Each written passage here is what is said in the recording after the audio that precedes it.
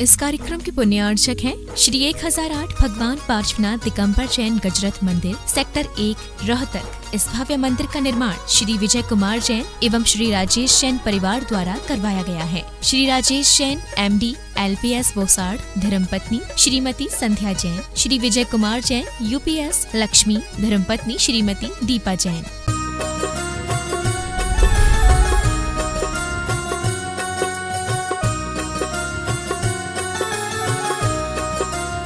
परम पूज्य प्रातः स्मरणीय संत शिरोमणि आचार्य भगवान श्री विद्यासागर जी महाराज की जय जय जय। परम पूज्य गुणायतन प्रणेता, प्रखर वक्ता, भावना योग प्रवर्तक, शंका समाधान प्रवर्तक मुनि श्री प्रमाण सागर जी महाराज की जय जय जय। पूज्य मुनि श्री अरह सागर जी महाराज की जय जय जय। देश विदेश से ऑनलाइन और यहाँ प्रत्यक्ष उपस्थित सभी लोगों का आज के शंका समाधान के इस कार्यक्रम में हार्दिक हार्दिक अभिनंदन। प्रतिदिन की भांति कार्यक्रम को प्रारंभ करें उससे पहले पूज्य गुरुदेव का आशीर्वाद लेके स्वयं को सकारात्मक ऊर्जा से संपूरित करते हैं। सभी लोग हाथ जोड़ें और पूज्य गुरुदेव के चरणों में नमोस्तु पूर्वक आशीर्वाद प्राप्त करें। बोलें, हे गुरुदेव नमोस्तु नमोस्तु नमोस्तु। बंधुओं, बहुत ही प्रसन्नता की बात है कि गुणायतन का कार्य द्रुत गति से चल रहा है और आप लोग इसमें सहयोग कर रहे हैं। आज भी कुछ उदारमना दानदाताओं ने यहाँ सहयोग दिया है। मैं उनका यहाँ पे नाम उच्चारण कर रहा हूँ और अपेक्षा रहेगी कि करतल ध्वनियों से आप अवश्य उनका अभिवादन करेंगे। स्वर्ण दान देके अपने जीवन को धन्य किया है श्रीमती पुष्पाबाई रितेश कुमार जैन जबलपुर, स्वर्गीय कमलेश कुमारी जैन की स्मृति में सपना जैन धर्मपत्नी श्री विनीत जैन जयपुर, स्वर्गीय राजकुमार जी जैन की प्रथम पुण्य स्मृति में संदीप जैन अक्षत जैन इटारसी, श्रीमती राजमती काला धर्मपत्नी स्वर्गीय कमल कुमार जी काला दांता वाले कोलकाता। निर्माण निधि से आज संबद्ध हुए हैं श्रीमती मान्या जैन, श्री संदीप जी जैन कोटा, श्री नेमी तेजा जैन मैसूर। निर्माण मित्र से जुड़े हैं दक्षेश शाह, सुंदरलाल शाह अहमदाबाद एवं निर्माण सारथी से जुड़े हैं श्री विमल कुमार जैन, श्रीमती निधि जैन गुड़गांव। आज सूत्रधार से यहाँ संबद्ध हुए हैं श्री महावीर प्रसाद जैन, राजीव सीमा जैन, पुनीत सौगानी तेजपुर आसाम। वे अगर यहाँ उपस्थित हैं तो मंच पे आएँ और पूज्य गुरुदेव का आशीर्वाद प्राप्त करें। और उनके वे यहाँ उपस्थित हैं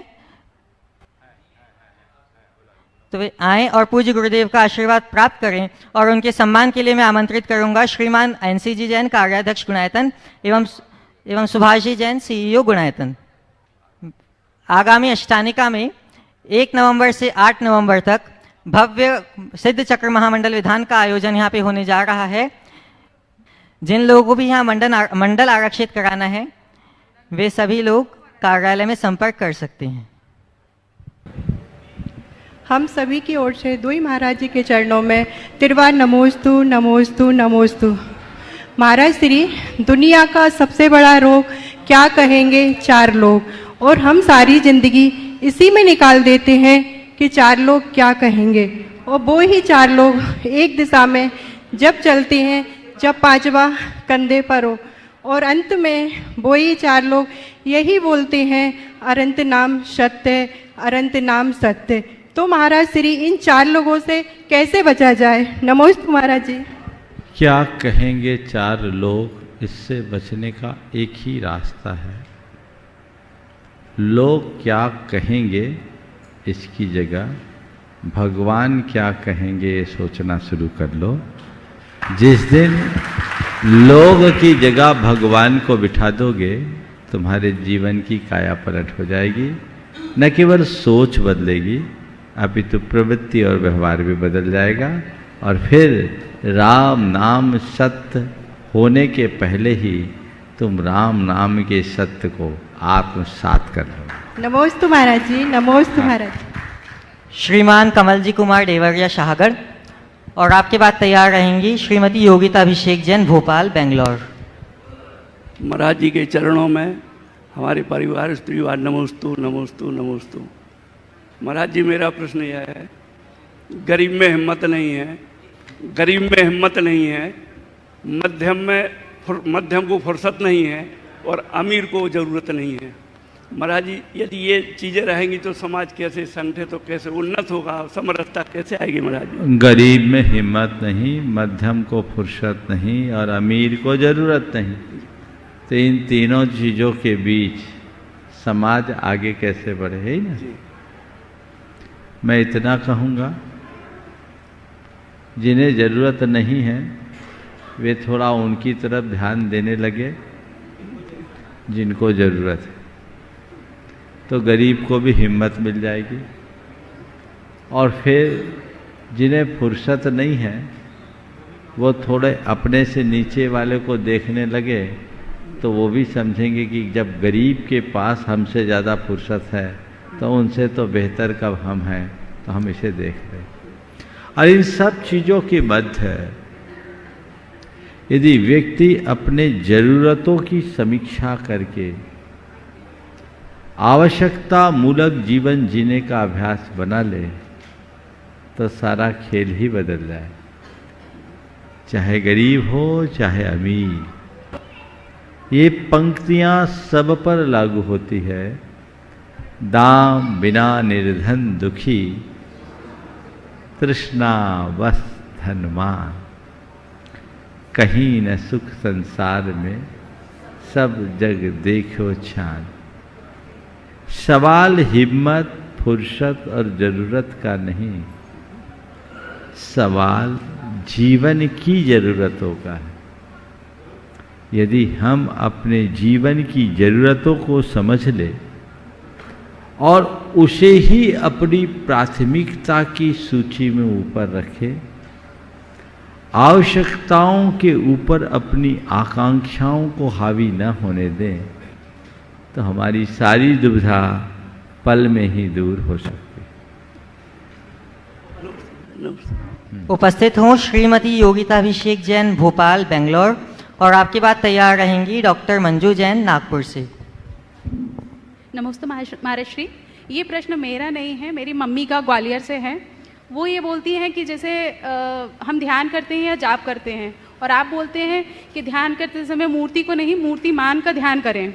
तो हमने आपको, गुरुजी को तो देखा है, तो आपकी छवि वैसी ही आती है आहार विहार करते हुए। तो मूर्ति को हम कैसे ध्यान में मूर्तिमान में देखें? मूर्ति को ध्यान करते करते, मूर्ति का ध्यान करते करते मूर्तिमान को कैसे देखें? देखिए, जब हम गुरु को ध्याते हैं तो गुरु एक व्यक्ति भी है, गुरु एक तत्व भी है। जब मेरे मानस में गुरु का ध्यान उभरता है तो मेरे चित्त में मेरे गुरुदेव की मूर्ति उभरती है। मैं उन्हें देखता हूँ, उन्हें ध्याता हूँ, उनमें डूबता हूँ, उनमें रमता हूँ, उनसे बातें भी करता हूँ।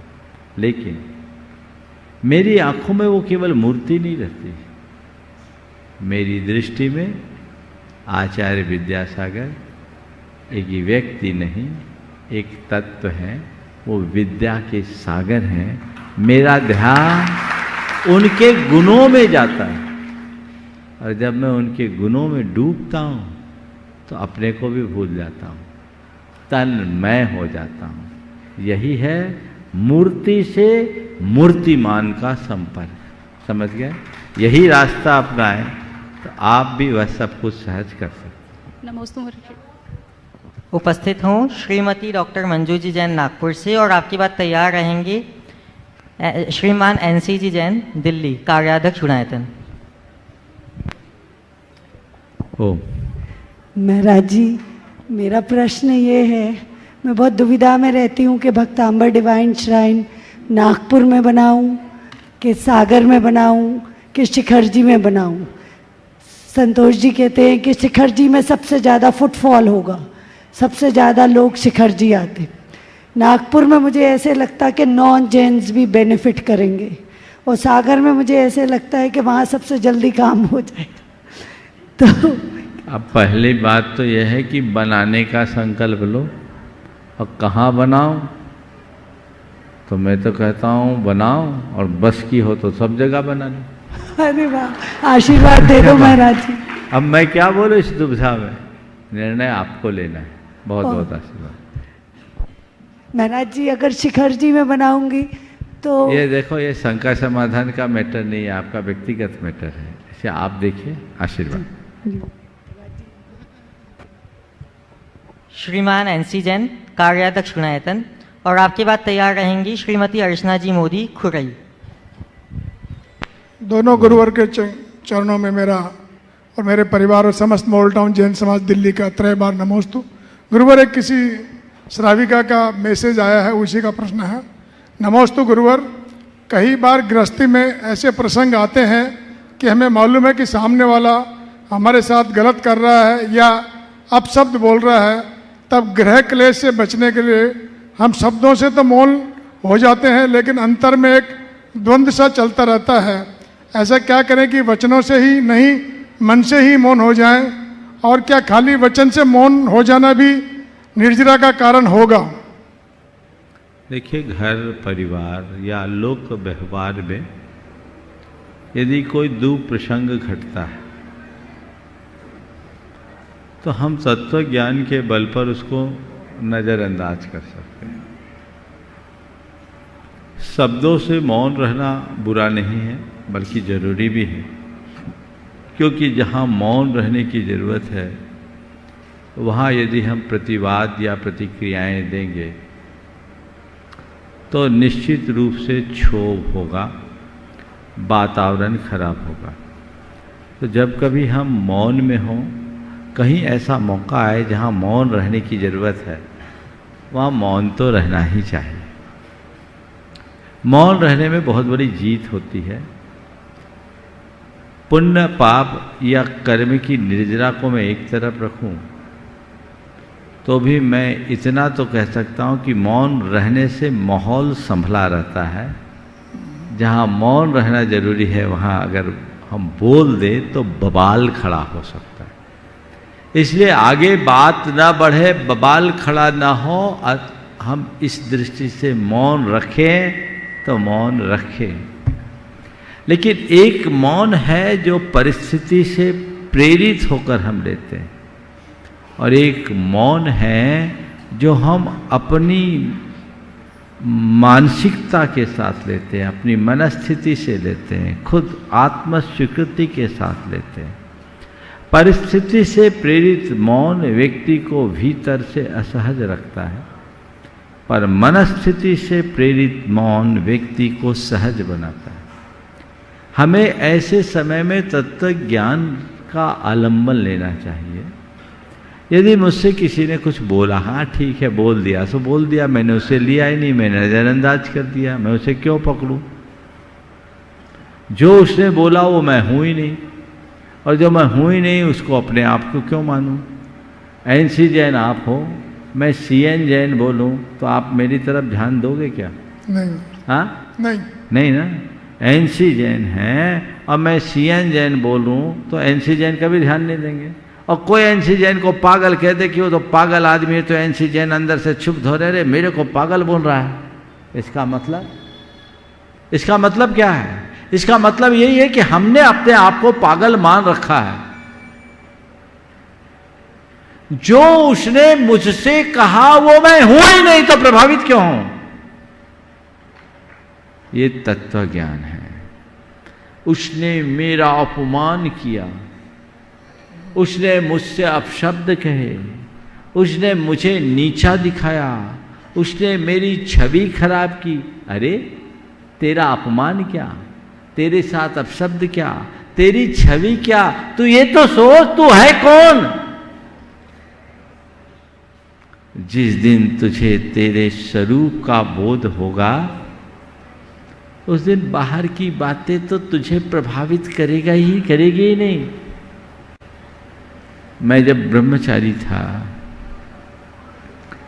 मेरे साथ का एक ब्रह्मचारी था, उसका स्वभाव थोड़ा उजड्ड था।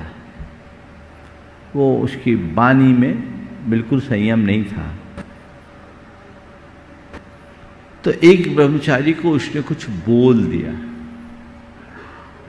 मेरे साथी ब्रह्मचारी को जब उसने ऐसा बोला तो उससे बड़ा दुख हुआ और वो गुरुदेव के पास रोते हुए चला गया।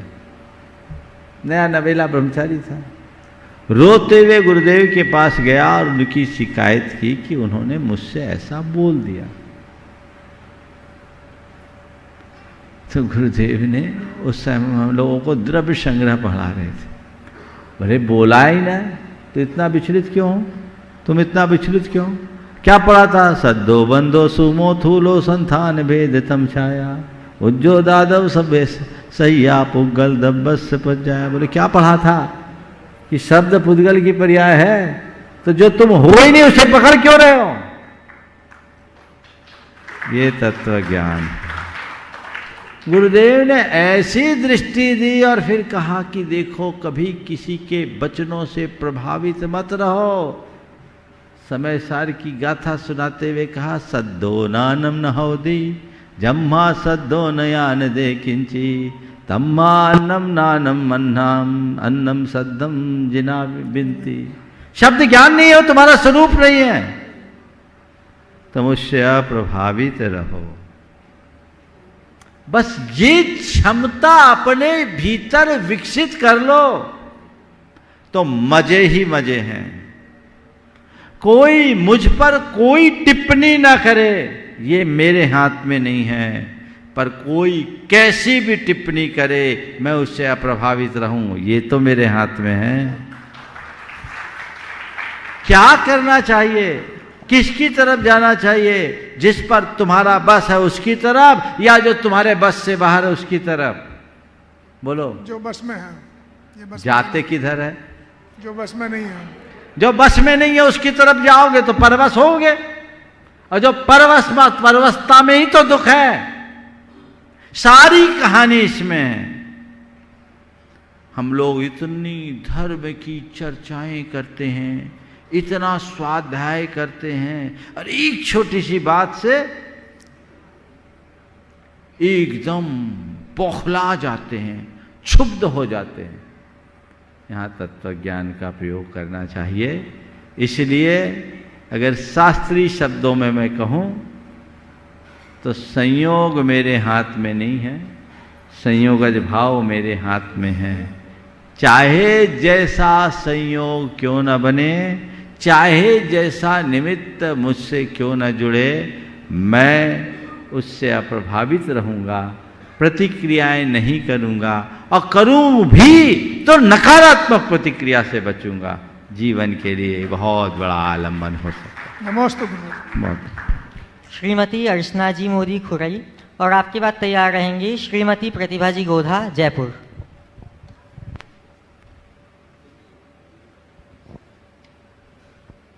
नमोस्तु महाराज जी, मेरा प्रश्न यह है कि कर्म सिद्धांत जैन दर्शन के अलावा अन्य दर्शन में भी होता है?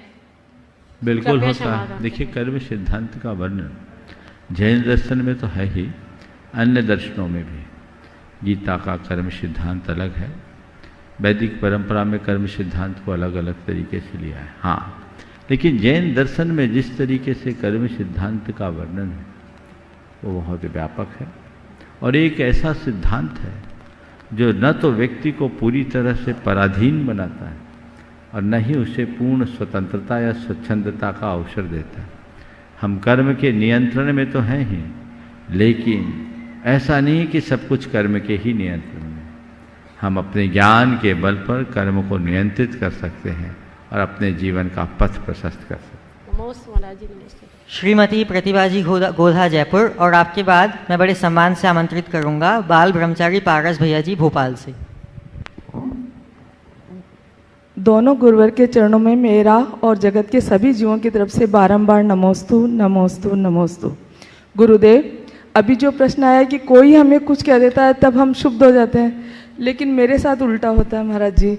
मैं किसी को भी कुछ कहती हूँ, इसने ऐसा क्यों नहीं किया और उसने वैसा क्यों किया, ये मेरी आदत है जिससे मैं बहुत परेशान हूँ, और मैं चाहती हूँ कि मैं ज्ञातादृष्टा बनूँ लेकिन बन नहीं पाती हूँ। तो महाराज जी, एक तो इसका समाधान चाहिए, और दूसरा ये कि जो अभिवादन के क्रम में वंदना इच्छामी वंदामी नमोस्तु, तो अगर घर वाले कोई व्रती हैं तो उनको जैसे हम बोलते हैं ढोक देते हैं, धोक देते हैं धोक, तो उनको तू करके भी बोलते हैं, अगर घर वाले व्रती हैं तो तू करके भी बोलते हैं, तो उनको तू से आप बोलें या वंदना बोलें, ऐसा क्या करें? देखिए, सबसे पहले तो आपका जो पहला सवाल है वो आपका नहीं, बहुतों का है। प्राय सभी इस बात के शिकार हैं कि हम खुद से परेशान ज़्यादा होते हैं। हाँ, खुद से परेशान यानी खुद के दोषों और दुर्बलताओं के कारण परेशान होते हैं। छोटी छोटी सी बातें हमें प्रभावित करती हैं, और ऐसा वे लोग ज़्यादा करते हैं जिनकी मनोवृत्ति प्रतिक्रियावादी होती है। छोटी छोटी बातों पर प्रतिक्रियाएं करना, और जो मनुष्य छोटी छोटी बातों पर प्रतिक्रियाएं करता है वो प्रायः क्षुब्ध रहता है। छोटी छोटी बातों पर प्रतिक्रिया करने से हमें बचना चाहिए, और उससे बचने का उपाय मैं बताता हूँ। जब आप प्रतिक्रियाओं से बचेंगे तो ये समस्याएं अपने आप शांत हो जाएगी। आपने कहा कि मैं ज्ञाता दृष्टा बने रहना चाहती हूँ, लेकिन रह नहीं पाती। तो केवल इच्छा करने से काम नहीं होगा, इच्छा के साथ हमें वैसा प्रयत्न भी करना होगा। कोशिश तो बहुत, कोशिश कैसी? सही दिशा में कोशिश करो। अंधेरे को भगाना है, लठ मार के थोड़ी भगा पाओगे। बोलो, यहाँ अंधेरा है, लाठी उठाओ, मारो, लाठी से भगाओ, नहीं भागेगा क्या? नहीं। अंधेरा में लाठी मारने से, लठ मारने से अंधेरा नहीं भागता। अंधेरे को भगाने के लिए वहाँ दिया जलाना होता है, बत्ती जलानी होती है। एक पल में अंधेरा भाग जाएगा। केवल कोशिश करना पर्याप्त नहीं है, कोशिश करने के साथ साथ कोशिश की दिशा भी ठीक होनी चाहिए। समझ गए? आपको कुछ उपाय बता रहा हूँ, न केवल आपको, आपके माध्यम से आप सबको भी। प्रतिक्रियाएं कम करना है तो आप एक कमांड अपने मन को सदैव दें, मुझे सहज रहना है, मुझे सहज रहना है, मुझे सहज रहना है, मुझे सहज रहना है। दोहराइए। इतनी बार भावना योग कर चुकी, इतनी बार सुन चुकी, कितनी बार करते हुए अपनी सामायिक में से दोहराओ। केवल माला के दाने सरकाने से माला नहीं होगी। जब तक हम अपनी अंतश्चेतना को नहीं जगाते हमारा उद्धार नहीं होगा। जी महाराज। मुझे सहज रहना है, मुझे संयम रखना है, मुझे शांत रहना है, मुझे सकारात्मक रहना है। ये 4 ऐसे आत्म सुझाव हैं जिन्हें आप नियमित 108 बार दोहराइए, एकदम दीर्घ और लयात्मक तरीके से। देखिए कितना बड़ा परिवर्तन आता है। ये एक पहलू। और दूसरा, रोज अपनी आत्मसमीक्षा कीजिए। शाम को सोने से पहले अपने भीतर झांकिए, आज मैं कहाँ कहाँ असहज हुई, आज मैंने कहाँ कहाँ संयम खोया, आज मैं कब कब अशांत हुआ, आज मैं कब कब नकारात्मक बना। उन सारी बातों को रिकॉल करके मन ही मन अपनी निंदा करो, गढ़ा करो कि मैंने ये गलत सोचा, गलत बोला, गलत कहा, गलत किया। आगे मैं इसका ध्यान रखूंगा और भविष्य में मैं इसकी पुनरावृत्ति नहीं करूंगा, मैं इससे बचूंगा। और ये संकल्प अपने मन में जब आप दोहराएंगे, चीजें अपने आप आपके नियंत्रण में आ जाएगी और आप अपने जीवन को ज्यादा सुंदर बना सकें। और दूसरा सवाल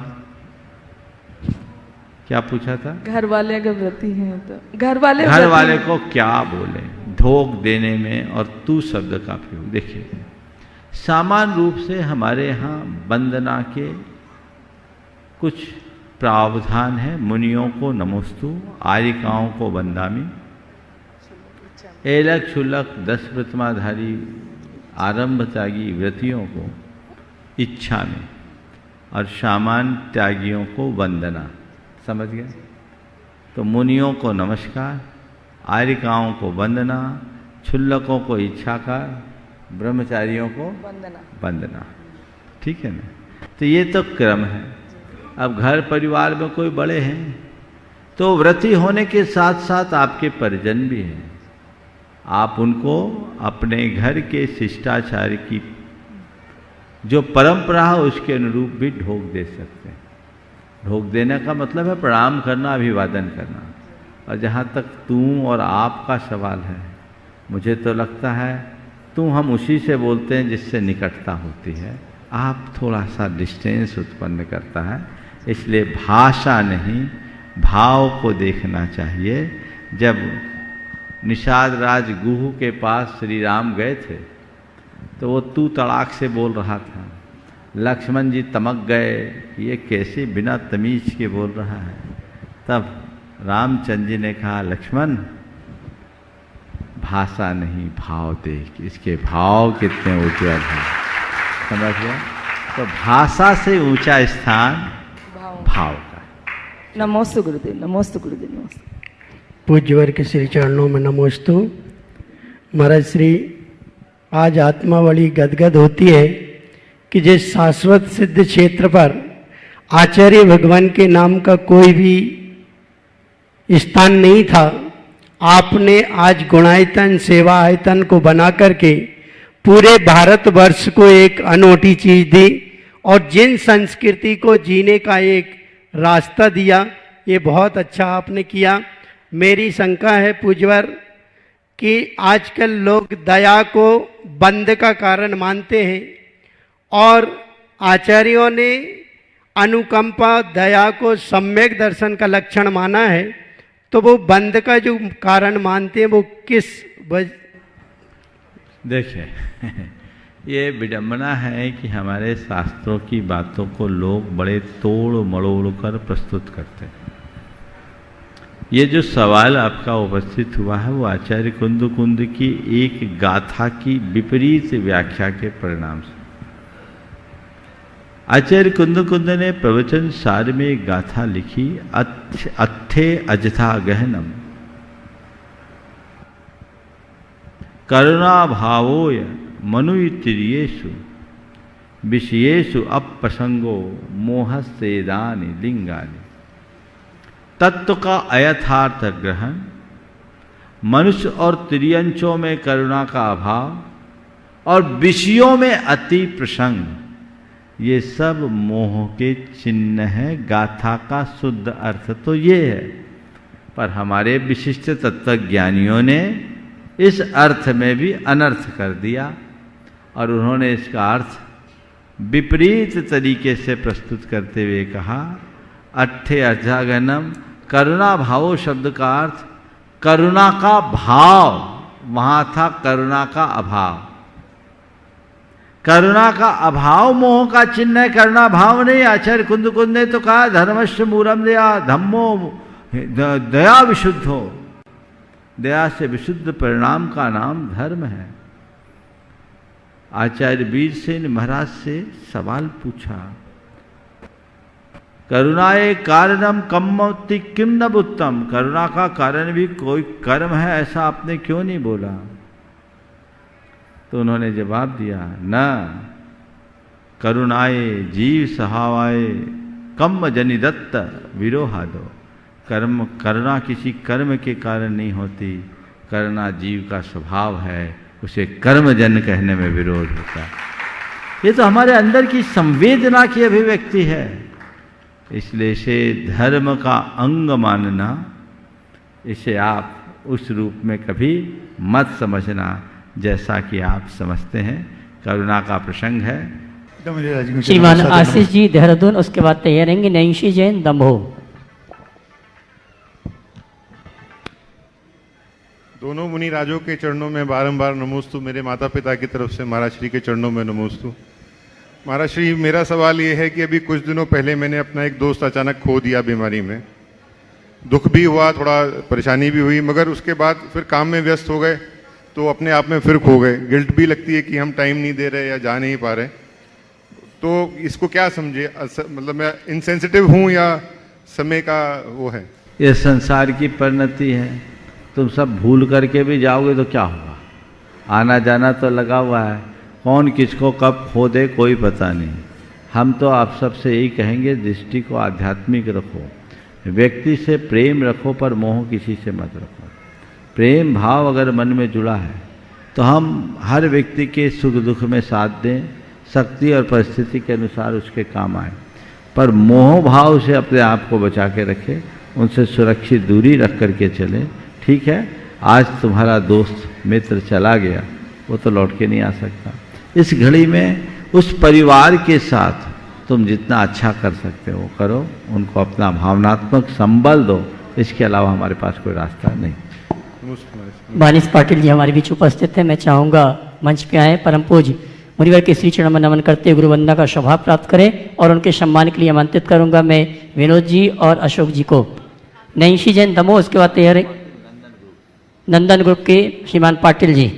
मेरे और मेरे परिवार की ओर से महाराज श्री के चरणों में बारंबार नमोस्तु। महाराज श्री, मेरा प्रश्न ये है कि जैसे कि हमारे धर्म में जिन दर्शन को काफ़ी महत्व दिया गया है, लेकिन अगर कोई व्यक्ति डेली मंदिर जा रहा है और उसके मन में कसाय भरी हुई है, और अदर एंड पे अगर कोई व्यक्ति मंदिर नहीं जा रहा लेकिन उसके भाव अच्छे हैं, लोगों के प्रति दया भाव है, तो हमें इन दोनों में से किस चीज़ को ज़्यादा प्रेफरेंस देनी चाहिए? देखिए, जो मंदिर जा रहा है और कषाय कर रहा है वो गलत कर रहा है। उसे चाहिए कि वो मंदिर जाए तो अपने कषायों को कम करे, मंदिर जाए और अपने कषायों को कम करे। लेकिन जो मंदिर नहीं जा रहा है, भाव अच्छे रख रहा है, कदाचित मंदिर और जाने लगे तो भाव और अच्छे होंगे, सोने में सुगंध जैसी बात है। ठीक है, हाँ। अंशी जैन वादकपुर, उसके बाद तैयार रहेंगे महेंद्र राजेंद्र राजू जड़ी बूटी वाला परिवार। नमोस्तु महाराज जी, मेरे और मेरे परिवार की तरफ से आपके चरणों में बारंबार नमोस्तु नमोस्तु नमोस्तु। महाराज जी, हमारी जिज्ञासा या शंका, मेरी शंका यह है महाराज जी कि यदि हम उम्र के बच्चे यदि इस उम्र में कुछ त्याग करते हैं, जैसे रात्रि भोजन त्याग या बाहर की चीज़ें नहीं खाना, तो कभी कभी हमें ये कमेंट सुनने के लिए मिलते, अरे आपने त्याग क्यों किया, ये तो उम्र है खाने की। तो महाराज जी, मेरी जिज्ञासा यही है कि खाने पीने की क्या उम्र होती है या त्याग करने के योग कोई उम्र होती है? जो लोग ऐसा कहते हैं ना, ये अभी उम्र खाने की है, अक्सर ऐसा कहते हैं अभी उम्र नहीं है, और जब बड़े हो जाते हैं तो कहते हैं अब हमारी उम्र कहाँ बची। समझ गए? तो जो लोग ऐसा कहे तो उनके कमेंट को आप बड़ी विनम्रता से यह कह कर के अस्वीकार कर दो कि भाई साहब, आप मुझे इतना भर बता दो कि मेरी उम्र कितनी है तो आपकी बात मान लो। आप इतना भर बता दो कि मेरी उम्र कितनी है, हम आपकी बात मान लें। किसने जाना किसकी कितनी उम्र है? धर्म के क्षेत्र में उम्र नहीं देखा जाता, उमंग देखी जाती है। जब जागे तभी करो। ओम। चंद्र प्रकाश जी जैन छतरपुर मध्य प्रदेश, उसके बाद तैयार रहेंगे नेहा राजुल चौधरी ग्वालियर। हो गया, नेहा राहुल हो गया। कमलेश जैन सागर। ओम। जल्दी आइए। ओम, जल्दी अपना नाम बता देना। चंद्र प्रकाश जैन मध्य प्रदेश छतरपुर। गुरुवर के चरण में त्रैबार नमोस्तु। मुनि श्री वीर सागर महाराज जी के तरफ से त्रैबार नमोस्तु। महाराज श्री, मेरी शंका है कि आज की युवा पीढ़ी और बुजुर्गों की सोच मिलती नहीं है, तो ऐसा क्यों, इसमें डिफरेंस क्यों आता है? कृपया मार्गदर्शन करें। दो पीढ़ी है तो सोच भी दो होगी, उसमें क्या बात है। सोच नहीं मिलती इसकी चिंता नहीं, सोच में टकराव नहीं होना चाहिए। समझ गए? तब जीवन में ठहराव होगा। आगे नमोस्तु। कमलेश जैन सागर, उसके बाद तैयार रहेंगे प्रकल्प जैन शावला। बोलिए। की ओर से तथा बालक कॉम्प्लेक्स सागर जैन समाज की ओर से बारंबार कोटि कोटि नमोस्तु नमोस्तु नमोस्तु। मुनिवर, मेरी शंका यह है कि पहले लोग राजनीति और राजभोग के बाद अध्यात्म को अंगीकार कर वैराग्य की ओर जाते थे, किंतु वर्तमान में धार्मिक संस्थानों में लोग वाग पद लेके धर्म और धार्मिक संस्थाओं का हित न सोच के अपनी राजनीति को आगे बढ़ाते हैं। ये कहाँ तक उचित है? बस इतना ही अंतर है कि पहले लोग अपना कर्तव्य करते थे, अब लोगों में कर्तापन का भाव आ गया। पहले लोग धार्मिक संस्थानों को श्रद्धा का आयतन मानकर स्वीकारते थे, अब सत्ता का अधिष्ठान मान करके स्वीकारते हैं। अंतर यही हो गया कि पहले उन्हें जबरदस्ती बिठाया जाता था, अब उठाना पड़ता है। ये बदलाव लोगों की मानसिकता का, तो हमारी मानसिकता सदैव अच्छी होनी चाहिए, जिससे हम इन चीज़ों से अपने आप को स्थायी रूप से बचा सके। भूमि जैन गौरझामर, उसके बाद तैयार रहेंगे सुरेश जैन इंदौर। महराज जी को मेरा नमोस्तु। महराज जी, हमारे गौरझामर नगर में आरिका माँ 195 मती माता जी के संघ का चातुर्मास हुआ है, उनका भी नमोस्तु और समस्त गौरझामर वासियों का नमोस्तु। महराज जी, कल जो आपने वो मूवी दिखाई थी उसके द्वारा हमारे मन में एक जिज्ञासा हुई है कि महराज जी, गुणों का आयतन ही गुणायतन है, तो मनुष्य ऐसा क्या करे कि वह गुणायतन बन जाए? बहुत अच्छा सवाल। मनुष्य ऐसा क्या करे कि वह गुणायतन बन जाए?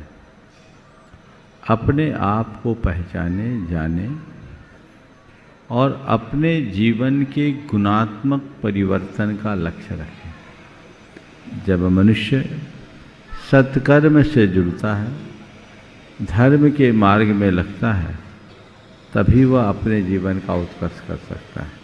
तो गुणायतन बनने के लिए अपना गुणात्मक विकास जरूरी है। नमोस्तु महराज जी। सुरेश जैन इंदौर, उसके बाद तैयार रहेंगे साहिल जैन, मानसी जैन गौरझामर। जल्दी आते जाएं। पहले से बुलाओ ना। हेलो महाराज जी, मेरा और मेरे परिवार की तरफ से नमोस्तु नमोस्तु नमोस्तु।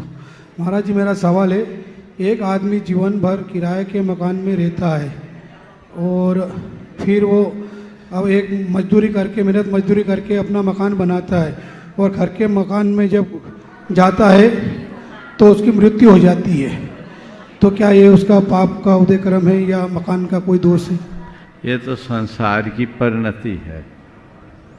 आप गरीब आदमी की बात बोलते, मैं तो एक ऐसे आदमी की बात आपसे कहता हूँ। एक आदमी ने अपना मकान बनाया और घर के दरवाजे पे लिखा था, आगाह अपनी मौत से कोई वशर नहीं, ओ शामान 100 वर्ष का पल की खबर नहीं। जब उनके मित्र ने देखा कि घर के दरवाजे में तो मंगल वाक्य लिखे जाते हैं, ये वैराग्यप्रद संदेश कैसे लिख गया? पूछा क्या बात है? बोले क्या बताऊं, मेरे पिताजी ने रात दिन एक करके छत्ता लेके धूप में खड़े होकर के इस मकान को बनाया। ये 1975 की बात है। उस समय 30 लाख रुपए की लागत लगी थी। एक एक चीज बड़ी शिद्दत से लगाई, लेकिन जिस दिन गृह प्रवेश किया, एक पैर घर के भीतर दूसरा बाहर, वहीं उनका देहांत हो गया। अंदर प्रवेश नहीं कर पाए। उन्होंने कहा, लोगों ने मुझसे कहा कि ये मकान तुम्हारे लिए अशुभ है, तुम मत जाओ। तो वो व्यक्ति भी बहुत मस्त था, उसने कहा नहीं, मैं इसी मकान में रहूँगा। ये मकान मेरे लिए शुभ है क्योंकि मुझे जीवन की वास्तविकता का ज्ञान कराता है। और उन्होंने घर के दरवाजे पे लिख के रख लिया, आगाह अपनी मौत से कोई वसर नहीं, सामान 100 वर्ष का पल की खबर नहीं। अभी ऐसे हादसा हुआ महाराज जी, एक ने घर के मकान में प्रवेश किया और वो जैसे गया, मुहूर्त करा और अच्छे भक्ति वगैरह सब करी, पाठ वाठ सब कराया और अस्पताल गया और अस्पताल से वापस ये स्थिति हो गई। यही संसार है, इसे अगर व्यक्ति समझ ले तो उसका बेड़ा पार। नमस्ते महाराज। साहिल मानसी जैन गौरझामर, उसके बाद तैयार रहेंगे सचिन अलका शुभ जैन इंदौर। गुरुवर के चरणों में मेरा, मेरे परिवार का, सकल दिगंबर जैन समाज गौरझामर और आरिका माँ अनुनयमती माता जी की तरफ से नमोस्तु नमोस्तु बारंबार नमोस्तु भगवान।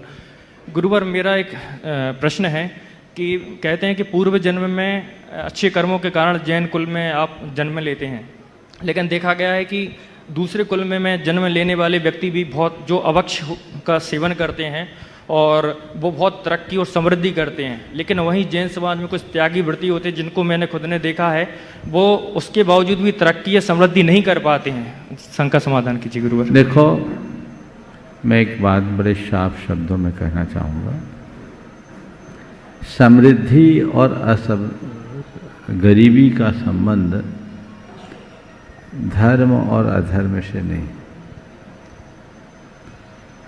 संतुष्टि और असंतुष्टि धर्म और अधर्म से जुड़ी। कोई जरूरी नहीं कि जो धर्मी हो संपन्न हो और जो पापी हो गरीब हो। लोक में ऐसी मान्यता चल पड़ी है कि जिसके पास जितना पैसा है उसका उतना पुण्य है। ऐसा लोग मानते हैं, मानते हो? अगर पुण्य का मापदंड पैसा होगा ना तो दुनिया में सबसे पुण्यहीन हम लोग होंगे। बोलो मेरे पास क्या है? एक झेला भी है, एक पैसा है? बोलो हमारे पास क्या है? एक पिछी है और कमंडल, यही है ना हमारे साथ। और क्या ये भी तुम लेना चाहो तो हम देने को तैयार। लेकिन क्या मानोगे हमें तुम? पुण्यवान की पापी? हाँ बोलो, माइक पे बोलो। पुण्यवान महाराज। फिर ये धारणा कहाँ तक ठीक कि जिसके पास पैसा उसका उतना पुण्य है जी महाराज जी। और जिसके पास जितना अभाव उसका उतना पाप है। समझ गए? जी हाँ। सवाल पैसे के होने और न होने का नहीं है, सवाल पैसे की चाह होने और न होने का है। तुम लोग गरीब किसको मानते हैं? वो जिसके पास कम पैसा हो। गलत। गरीब वह नहीं जिसके पास कम पैसा है, गरीब वह है जिसे पैसे कम लगते हों। ऐसा दिखता है मेरे पास कम पैसे हो।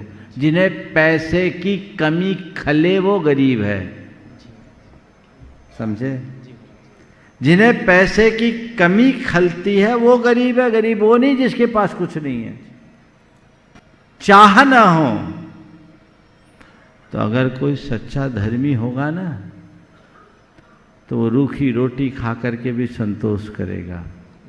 और संतोष ही धर्म का प्रत्यक्ष फल है।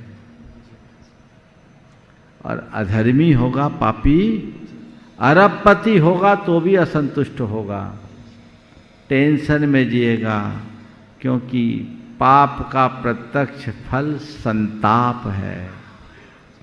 समझ गए? इसलिए धारणा हटा दो।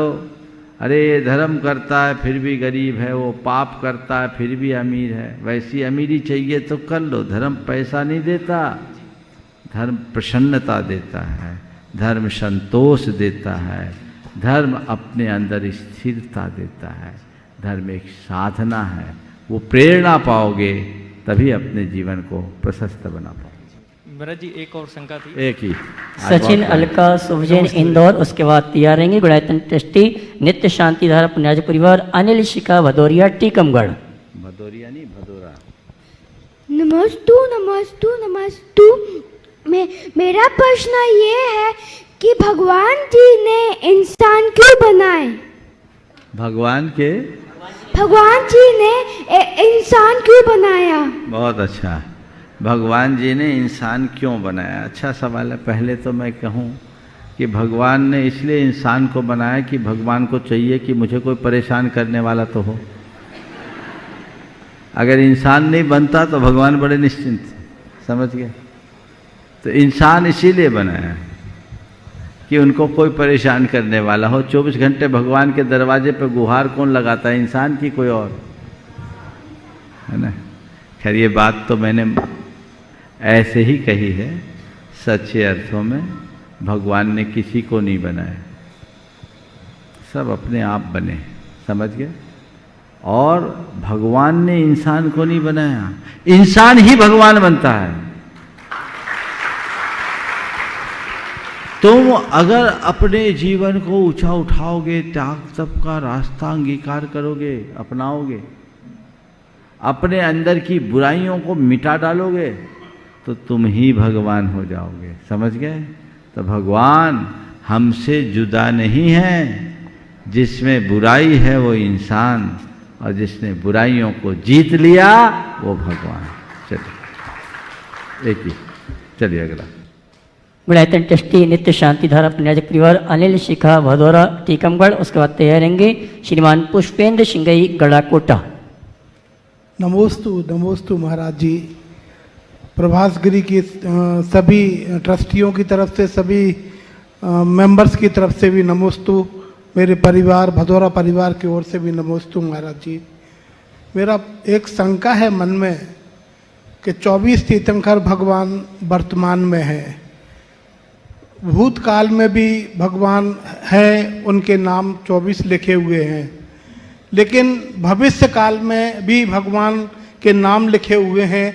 तो वो कैसे अपन ने कल्पना की कि आगे आने वाले जो 24 तीर्थंकर हैं उनके नाम आज कैसे अपन डिसाइड कर सकते हैं या लिख सकते हैं? आप जीवन में किसी भविष्यवक्ता से मिले हो?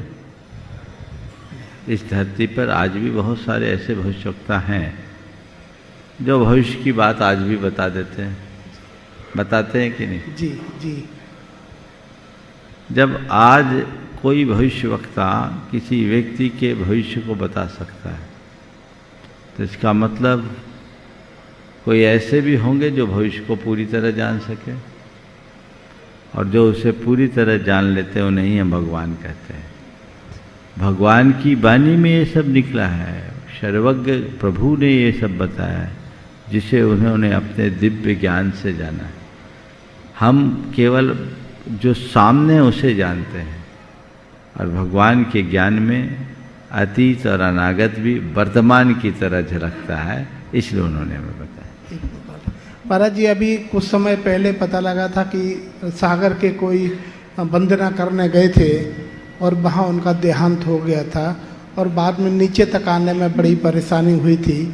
तो हम तो सिर्फ शेखर जी में एक ही मान के चलते हैं कि यदि इस समय कोई भी इस तरह की कोई परिस्थिति आती है, सिर्फ हमारे गुरु ही उस परिस्थिति को सोच के और कोई ना कोई उपाय उसका निकाल सकते हैं कि क्या करें।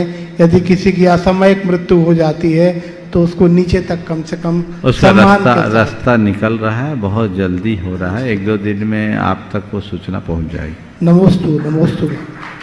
पुष्पेन सिंह गढ़कोटा, उसके बाद तैयार रहेंगी श्रीमती मंजू जैन भोपाल। महाराज जी 3 बार नमोस्तु नमोस्तु नमोस्तु। महाराज श्री दंडवत प्रणाम का क्या महत्व है जैन धर्म में? क्या शेखर जी की वंदना दंडवत प्रणाम से की जा सकती है? देखिए, विभिन्न परंपराएं हैं और अलग अलग परंपराओं में अपना भक्ति, समर्पण या प्रणाम अर्पित करने का अलग अलग तरीका है। जैन परंपरा में पंचांग या साष्टांग नमन है। पंचांग नमस्कार हम लोग करते हैं तो दोनों पैर मोड़कर, दोनों हाथ जोड़कर और सिर झुका लेते हैं, पंचांग होता है। और सिर जब जमीन में रख देते हैं और ढोक लगाते हैं तो साष्टांग होता है।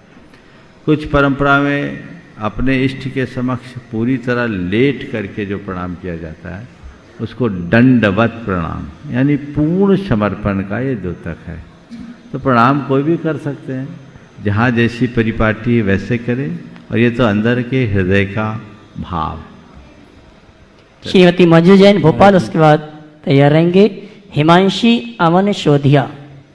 चलते फिरते अरहंत के लघुनंदन गुरुवर द्वय के चरणों में मेरा और मेरे परिवार से कोटिसा नमोस्तु नमोस्तु नमोस्तु। महाराज श्री, वर्तमान में हम सभी भौतिक कौतूहल से गुजर रहे हैं। वर्तमान में हम सभी संपूर्ण मानव समाज एक भौतिक कोलाहल में फंसे हुए हैं, और उसके कारण हमारे बीच में जो परस्पर संवाद है वो प्राय बहुत ज़्यादा लुप्त हो रहा है, संवादहीनता आ रही है। इसके लिए लेखन और काव्य की क्या भूमिका है, उसके लिए मैं 2 पंक्तियों के माध्यम से आपसे शंका का समाधान चाहती हूँ। मन अधीर हृदय स्पंदित करता है जब कुछ गणित, तो बहती है विचारों की सरिता, जिसे दुनिया वाले नाम देते हैं कविता। कविता क्या है? कवि की कल्पना है या हृदय का उद्गार है, या यथार्थ पर कल्पना का और कल्पना पर यथार्थ का अंबार है? नमोस्तु महाराज। कविता क्या है? मन की कल्पना या हृदय का उद्गार है, यथार्थ की कल्पना या कल्पना पर यथार्थ का? यथार्थ पे कल्पना है या कल्पना पे यथार्थ है? हाँ, देखिए, कविता क्या है? मैं एक वाक्य में अगर कहूँ तो सीधे सीधे कह सकता हूँ, जो हमारे विचारों को स्पंदित या आंदोलित करे वही कविता है। और काव्य की विधा से हम एक बहुत बड़ी वैचारिक क्रांति प्रकट कर सकते हैं। यदि मनुष्य उस दिशा में आगे बढ़े तो ये सब कुछ घटित हो सकता है। लेकिन ये जब से डिजिटल दौर विकसित हुआ है, हमारी परंपरागत विधाएं लुप्त होते जा रही। अब तो इस तरह की बातें सुनने और करने वाले लोगों का भी अभाव होता जा रहा है। सब लोग अपने अपने गजश तक सीमित होते जा रहे हैं, इसलिए परिणतियाँ बिगड़ रही है। हमें इधर सजग रहने की आवश्यकता है। नमोस्तु माता। हिमांशी अमन शोधिया, उसके बाद तैयार रहेंगी नैन्सी जैन दमोह।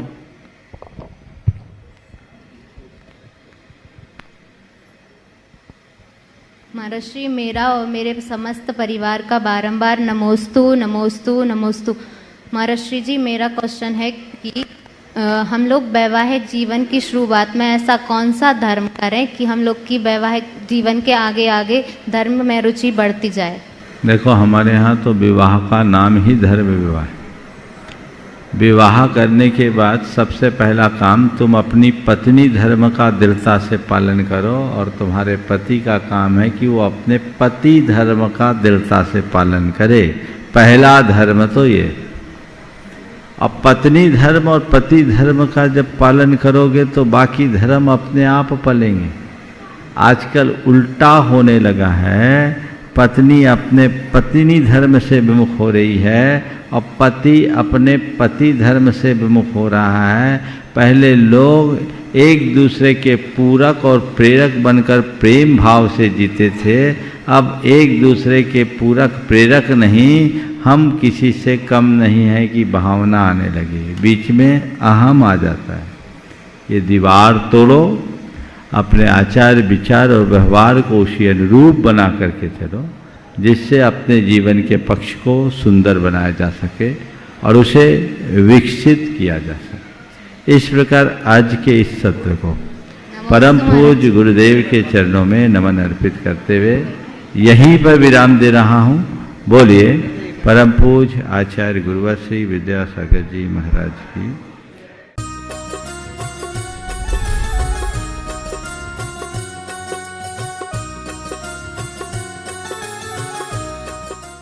इस कार्यक्रम के पुण्यार्चक थे श्री 1008 भगवान पार्श्वनाथ दिगंबर जैन गजरथ मंदिर, सेक्टर 1, रोहतक। इस भव्य मंदिर का निर्माण श्री विजय कुमार जैन एवं श्री राजेश जैन परिवार द्वारा करवाया गया है। श्री राजेश जैन MD LPS बोसाड़, धर्मपत्नी श्रीमती संध्या जैन, श्री विजय कुमार जैन UPS लक्ष्मी, धर्मपत्नी श्रीमती दीपा जैन।